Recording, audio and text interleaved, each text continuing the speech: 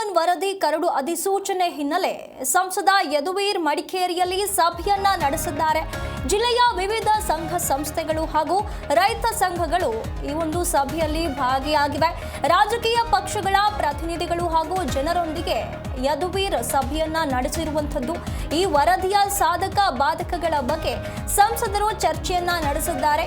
ವರದಿ ಅನುಷ್ಠಾನದ ಬಗ್ಗೆ ಜನರ ಅಹವಾಲುವನ್ನ ಸ್ವೀಕರಿಸಿದ್ದಾರೆ. ವರದಿಯನ್ನ ಕೇಂದ್ರಕ್ಕೆ ನೀಡುವ ಭರವಸೆಯನ್ನ ಕೂಡ ನೀಡಿದ್ದಾರೆ. ವಿರಾಜಪೇಟೆ ಭಾಗದಲ್ಲೂ ಕೂಡ ಸಭೆಯನ್ನ ನಡೆಸುವುದಕ್ಕೆ ನಿರ್ಧಾರವನ್ನ ಮಾಡಲಾಗಿದೆ. ಕಸ್ತೂರಿ ರಂಗನ್ ವರದಿಗೆ ವಿರೋಧ ಅಲ್ಲ, ಅರಣ್ಯದ ಗಡಿಭಾಗದವರೆಗೆ ಮಾತ್ರ ಗುರುತು ಮಾಡೋದಕ್ಕೆ ಒಕ್ಕರಲ ಮನವಿ ಅಂತ ಹೇಳಿರುವಂಥದ್ದು. ಈ ವಿಚಾರವಾಗಿ ಕಸ್ತೂರಿ ರಂಗನ್ ವರದಿ ವಿಚಾರವಾಗಿ ಅನುಷ್ಠಾನದ ಬಗ್ಗೆ ಜನರ ಅಹವಾಲುವನ್ನ ಸ್ವೀಕರಿಸುವ ಉದ್ದೇಶದಿಂದ ಈ ಸಭೆಯನ್ನ ನಡೆಸಲಾಗಿರುವಂಥದ್ದು.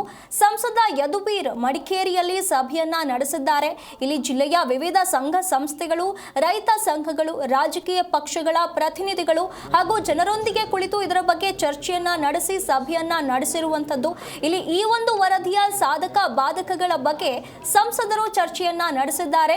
ಇಲ್ಲಿ ಈ ಒಂದು ವರದಿ ಏನಿದೆ, ಕಸ್ತೂರಿ ರಂಗನ್ ವರದಿಗೆ ಯಾವುದೇ ವಿರೋಧ ಅಲ್ಲ, ಆದರೆ ಅರಣ್ಯದ ಗಡಿಭಾಗದವರೆಗೆ ಮಾತ್ರ ಗುರುತು ಮಾಡೋದಕ್ಕೆ ಒಕ್ಕರಲ ಮನವಿ ಅಂತ ಹೇಳಿರುವಂಥದ್ದು. ಹಾಗಾಗಿ ಈ ವಿಚಾರವಾಗಿ ಏನು ನಿರ್ಧಾರವನ್ನ ತೆಗೆದುಕೊಳ್ಳಬೇಕು, ಈ ವರದಿಯನ್ನ ಕೇಂದ್ರಕ್ಕೆ ನೀಡುವ ಭರವಸೆಯನ್ನ ಕೂಡ ನೀಡಿದ್ದಾರೆ. ಹಾಗೆ ವಿರಾಜಪೇಟೆಯಲ್ಲೂ ಕೂಡ ಈ ಒಂದು ಸಭೆಯನ್ನ ನಡೆಸೋದಕ್ಕೆ ನಿರ್ಧಾರವನ್ನ ಮಾಡಲಾಗಿದೆ ಅಂತ ಹೇಳಿ ಈಗ ಸಂಸದ ಯದುವೀರ್ ಅವರು ಒಂದು ಮಾಹಿತಿಯನ್ನ ಕೂಡ ಹಂಚಿಕೊಂಡಿದ್ದಾರೆ.